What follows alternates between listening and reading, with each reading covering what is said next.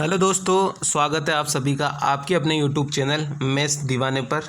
और अभी अपन करने वाले शॉर्ट ट्रिक का एक सेशन अपन करने वाले शॉर्ट ट्रिक का सेशन। एक्चुअली ये शॉर्ट ट्रिक का सेशन नहीं है। जैसे मैं मिक्स क्वेश्चन की क्लास कराता हूँ तो उसके अंदर क्या है कि जो सवाल है वो ज़्यादा होता है, और शॉर्ट ट्रिक के सेशन में क्या है कि मैं 5 से 6 सवाल लेके आता हूँ। बाकी कंसेप्ट मैं यहाँ आपको पूरा बता के जाता हूँ। अगर कोई शॉर्ट बनता है तो मैं उसका शॉर्ट भी यहाँ पे पूरा आपको बता के जाता हूँ। ठीक है गाइस, तो ये शॉर्ट ट्रिक का सेशन लेना भी बहुत ज़रूरी है। इसको आप ये मान सकते हो कि ये मिक्स क्वेश्चन का छोटा भाई है। क्या मान सकते हो कि ये मिक्स क्वेश्चन का छोटा भाई है। ठीक है, मिक्स क्वेश्चन की क्लास लेना आपको उतना ही ज़रूरी है जितना शॉर्ट ट्रिक का सेशन। मिक्स क्वेश्चन की क्लासेज में मैंने पूरी मैथ्स को कवर कर दिया है, पूरी मैथ्स। ठीक है, टोटल मैथ्स कवर कर दिए है यहाँ पर, टोटल मैथ्स को कवर कर दिया है मिक्स क्वेश्चन के प्रैक्टिस सेशन में। टोटल मैथ्स कवर कर दिए मैंने। ठीक है, प्लेलिस्ट खोलोगे, प्लेलिस्ट के अंदर नीचे आएगा मिक्स क्वेश्चन का प्रैक्टिस सेशन। उसकी शायद आज ये 56 या 57 नंबर की क्लास है। ठीक है गाइस, तो चलते हैं आज के अपने सेशन पे। बहुत ही अच्छा सेशन होने वाला है। चलते पहले सवाल पे। पहला सवाल आपकी कॉपी पर ये रहा। ठीक है, पहले सवाल में अपने को क्या बोला गाइस, पहले सवाल को ध्यान से समझना और किस तरीके से अप्रोच करते हैं वो सबसे मेन है। समझे, बोला है एक ट्रेन जो है वो 3 घंटे में 65 किलोमीटर प्रति घंटा की गति से चलती है, अगले 2 घंटे में 5 किलोमीटर प्रति घंटा की गति से चलती है। तो टोटल 5 घंटे की यात्रा के दौरान उसकी औसत गति अपने को ज्ञात करनी है। तो पहला जो नॉर्मल बच्चा होता है वो किस तरीके से सवाल को करता है, नॉर्मल बच्चा जो होता है वो क्वेश्चन को करता है किस तरीके से, वो गुणा करने बैठेगा। 3 गुणा में 65, फिर ये निकालेगा, फिर 2 गुणा में 70, फिर ये निकालेगा, फिर इन दोनों को जोड़ेगा, टोटल आएगा, फिर उसमें 5 का भाग देगा। इस तरीके से अपने को नहीं करना है। यहाँ पे कंसेप्ट क्या होता है शॉर्ट ट्रिक इसका, इसको करते एवरेज से। किससे करते, एवरेज से। आप बोल लो इसको डेविएशन बोल लो, इसको आप जेएसएम बोल लो, कुछ भी बोल लो। इस तरीका का जो ये जेएसएम है वो हर जगह लगता है। अभी मैं आपको लगा के बताऊंगा 2 से 3 जगह। ये पहली जगह मैं लगा के बता रहा हूँ आपको। जैसे यहाँ पे दिया है कि शुरू के 3 घंटे चलता है 65 किलोमीटर के हिसाब से, और अगले 2 घंटे चलता है 70 किलोमीटर के हिसाब से। ठीक है, ये समझ लेना ध्यान से किस तरीके से सवाल करेंगे, अप्रोच किस तरीके से करेंगे, वो चीज़ मेन है। ठीक है, क्योंकि अपने को टाइम बचाना है। वहाँ पे एसएससी बस आपका आईक्यू लेवल देखना चाहती है, वो आपकी कैलकुलेशन नहीं देखना चाहती इतनी सारी कि आपको कैलकुलेशन आती है नहीं आती। आपके तरीके देखना चाहती है, आप किस तरीके से कम टाइम में ज़्यादा सवाल लगा पाते हो। ठीक है, तो एसएससी है माइंड का गेम। ठीक है, अब यहाँ से अपने को क्या करना है, जो इन दोनों में छोटा है 65 और 70 में, उसको मान लो एवरेज की, अपना एवरेज वो है 65, मैंने एवरेज मान लिया। इन दोनों में जो छोटा है 65 उसको मैंने एवरेज मान लिया। अब 65 से 70 कितना ज़्यादा है, 5 ज़्यादा है, तो इस 5 की गुणा कर दो। ये कितनी जगह ज़्यादा है, 2 जगह ज़्यादा है, तो इस 5 की गुणा कर दी 2 में, और जो ये आएगा ज़्यादा एक्स्ट्रा वाला उसको बांट दो टोटल में। टोटल कितना है, 5 है, इस टोटल को बांट दिया 5 में। तो यहाँ से आंसर क्या निकल के आ जाएगा, 65 प्लस में 5 गुणा में 2 10, 10/5 कितना होता है 2, और ये आ जाएगा 67, यानी 67 इसका बिल्कुल करेक्ट आंसर है। Option number second 67 is the right answer. ये तरीका मैं क्यों बता रहा हूँ, जैसे यहाँ पे अपने को बोल देता 13 घंटे 23 घंटे, तो ये कैलकुलेशन में अपने को ज़्यादा भारी पड़ता। तो ये वाली अप्रोच अपने को नहीं करनी है। अपने को ये वाली अप्रोच करनी है, जितना ज़्यादा आएगा एवरेज से और कितनी जगह ज़्यादा है उसको टोटल में बांट देंगे। ठीक है, ये वाली अप्रोच मैं नेक्स्ट सवाल में भी लगा के बताऊंगा, वो नेक्स्ट सवाल अलग है, लेकिन ये अप्रोच वहाँ पे भी लगेगी। देखना किस तरीके से लगेगी। ठीक है, चीज़ों को ध्यान से समझना। यहाँ पे मेरे को दिए कि कुछ ग्रामीण है और कुछ शहरी छात्रों का रेशियो मेरे को दिया हुआ है। ये मैं मान लेता हूँ ग्रामीण और ये मैं मान लेता हूँ शहरी। इनका रेशियो मेरे को दिया है 4:7। ठीक है, फिर मेरे को क्या बोला है कि ग्रामीण का जो एवरेज है वो 65 है, और जो शहरी वाला है उनका 63 है। अभी मैंने आपको क्या बताया, इन दोनों में से छोटी वैल्यू को एवरेज मान लो। इन दोनों में से छोटी वैल्यू को मैंने एवरेज माना 63 को, तो लिख दो 63 प्लस 65। 63 से कितना ज़्यादा है, 2 ज़्यादा है, इस 2 को बांट दो। कितनी जगह ज़्यादा है, 4 जगह, तो 2 को बांट दिया 4 जगह, और इसको टोटल में बांट दो। जो ये ज़्यादा निकल के आ रहा है उसको टोटल में बांट दो। टोटल कितना है, 7 और 4 11, यानी इस टोटल को अपन ने 11 में बांट दिया। तो यहाँ से कितना निकल के आ जाएगा, 63 प्लस 8/11, और 8/11 आपको पता है 11 7 77, यानी 0.7 के अप्रोक्स आएगा, यानी 63.7, और 63.7 सिर्फ एक ही ऑप्शन में, ऑप्शन नंबर 3 में। तो ये इसका बिल्कुल करेक्ट आंसर हो जाएगा। ये होती है अप्रोच सवाल को करने की। ठीक है, एलिगेशन से भी बेस्ट अप्रोच है ये सवालों को करने की, एलिगेशन से भी बेस्ट जेएसएम इसे बोलते हैं। ठीक है, चलते नेक्स्ट सवाल पे। नेक्स्ट सवाल में क्या बोल रहा है अपने को, अब मैंने आपको पहले भी समझा रखा है कई दफ़ा कि 5%, 10%, 15% और 20%, इन चारों रेट की है ना आपको 4 साल का CI याद कर लेना है। 1, 2, 3 और 4 साल का CI पूछा जाता है। अब अगर आपको याद नहीं है, आप एग्जाम में करने बैठोगे तो टाइम हो जाएगा बहुत ही ज़्यादा, आपका क्वेश्चन सोल्व नहीं हो पाएगा।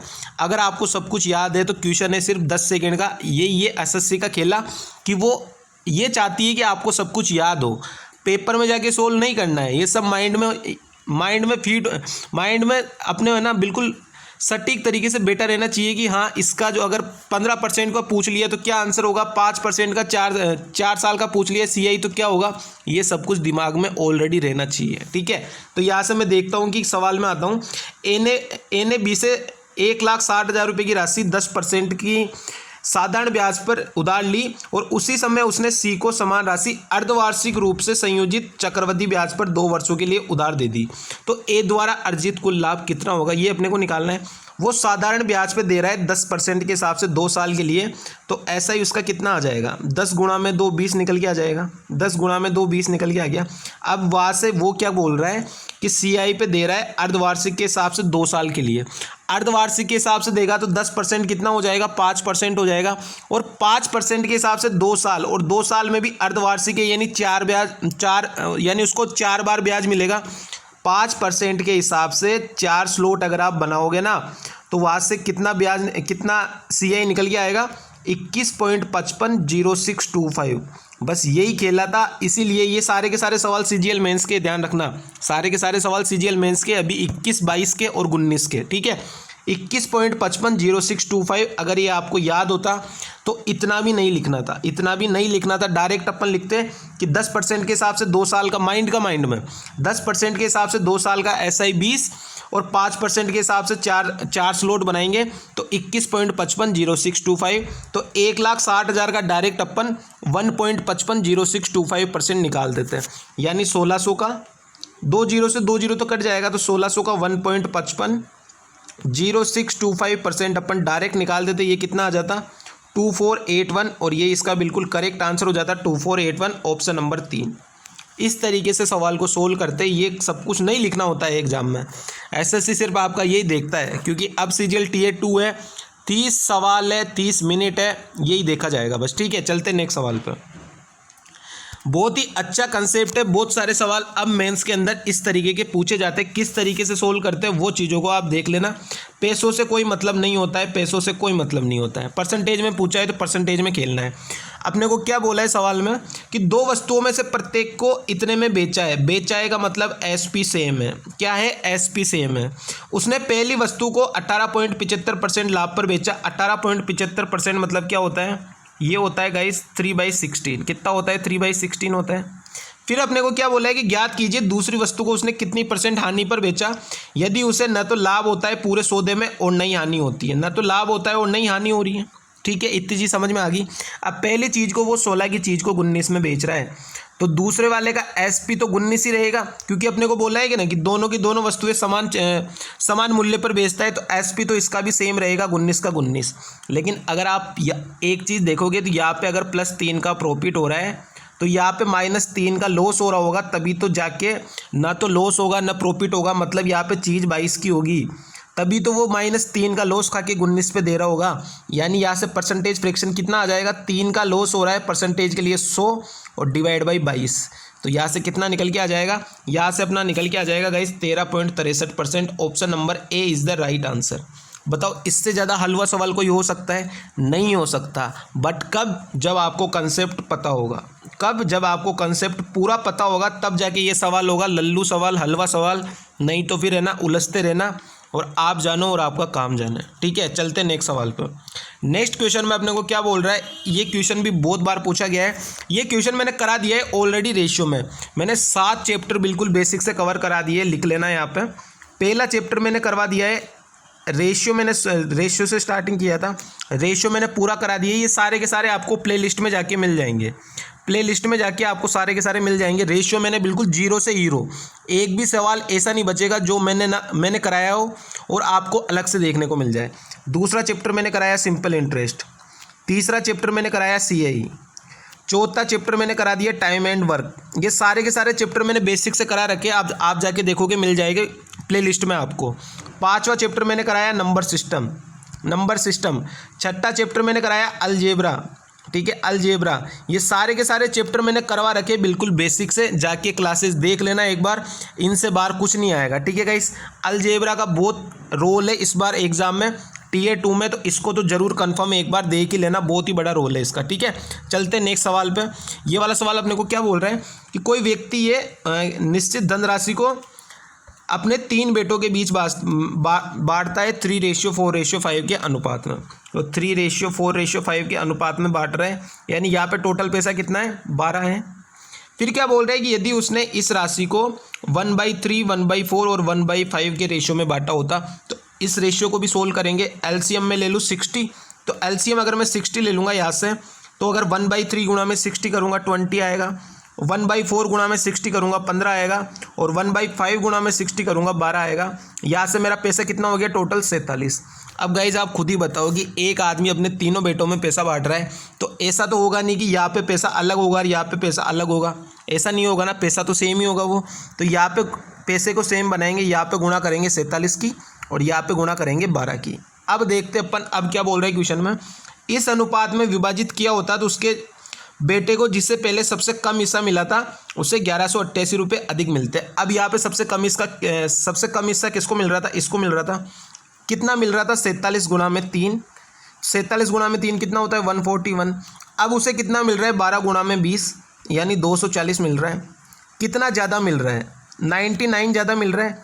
इस 99 की वैल्यू जो है सवाल में बोली है 1188 रुपये ज़्यादा मिलते हैं। आपने को बताना है कि टोटल राशि कितनी थी, 99 की वैल्यू 1188 यानी 1 की वैल्यू कितनी आ गई, 12। तो 12 गुणा में 47 की वैल्यू अपने को निकालनी है, टोटल राशि यही है। तो 12 गुणा में 47 गुणा में 12 की वैल्यू कितनी आ जाएगी, 6768। बहुत बार ये बहुत ही अच्छा क्वेश्चन है और बहुत बार एग्जाम में पूछा जाता है। इसके अंदर कुछ नहीं करना पड़ता, ये टोटल सेम करना पड़ता है अपने को और आंसर निकल के आ जाता है, ठीक है। अच्छा सवाल है, ध्यान से चीज़ों को सीख लेना। जहाँ सवाल नहीं बने वीडियो को पॉज कर दिया करो, दोबारा सुना करो अच्छे से, ठीक है। चलते हैं नेक्स्ट सवाल पे। लास्ट सवाल है आज का, बहुत बार पूछा जाता है, वेरी इंपॉर्टेंट सवाल है, सारे के सारे मेंस के सवाल है ये जो भी मैं करा रहा हूँ आज के सवाल, ठीक है। सारे के सारे मेंस के सवाल है। मैं ज़्यादा फोकस जो है वो Tier 2 पे कर रहा हूँ, ज़्यादा फोकस CGL Tier 2 पे कर रहा हूँ मेंस पे, क्योंकि अगर ये मैं बढ़िया तरीके से कराऊंगा ना तो प्री तो ऐसे ही निकल जाएगा मैथ्स का पेपर तो, ठीक है। इसलिए मैं यहाँ पे फुल बाई फुल मार्क्स की तैयारी करा रहा हूँ, ठीक है। अगर आपको समझ में आ रहा है तो बढ़िया है, नहीं समझ में आ रहा है तो चीज़ों को जाके समझो एक बार, बढ़िया से क्लासेज ले लो। मैंने क्लासेज में भी करवा दिया है पूरा रेशियो सब कुछ, ये सब कुछ मैंने पहले करवा रखा है।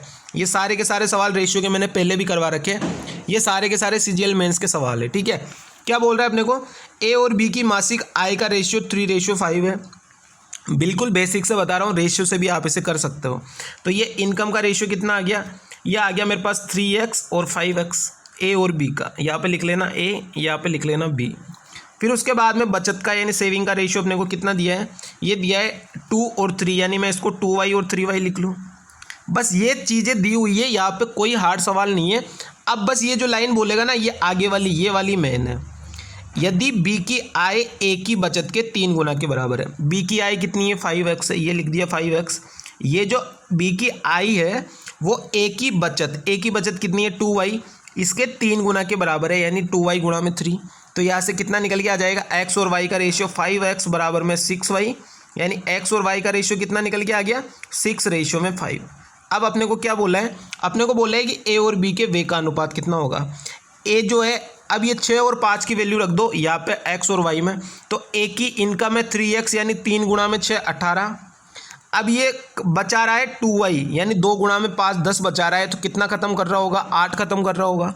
B पे आ जाओ, B का x और y की वैल्यू रखो, x और y की वैल्यू 6 गुणा में 5 30 ये कमा रहा है, उसमें से बचत कर रहा है ये 5 गुणा में 3 यानी 15 की। तो कितने उड़ा रहा होगा, 15 उड़ा रहा होगा, 15 वे कर रहा होगा, तो रेशियो क्या आ जाएगा, 8:15। तो इसका करेक्ट आंसर क्या हो जाएगा, option number A, 8:15 is the right answer, ठीक है। ये आज के बेहतरीन क्वेश्चन थे, सारे के सारे मेंस के क्वेश्चन थे, CGL मेंस के क्वेश्चन, ठीक है। इसी तरीके के कुछ क्वेश्चन आपको पूछे जा सकते हैं आगे भी एग्जाम में, वो सारे सवाल मैं यहाँ पे आपको करवा दूंगा, कोई भी सवाल आपको बाहर से नहीं पूछा जाएगा। अगर सारे के सारे क्वेश्चन आपको समझ में आ रहे हैं चैनल आपको बढ़िया लग रहा है तो गाइस सपोर्ट किया करो, चैनल को सब्सक्राइब कर दिया करो और ज़्यादा से ज़्यादा दोस्तों के साथ सेशन को शेयर कर दिया करो। ठीक है गाइस, चलते, थैंक यू सो मच, ध्यान रखना अपना, टाटा बाय बाय।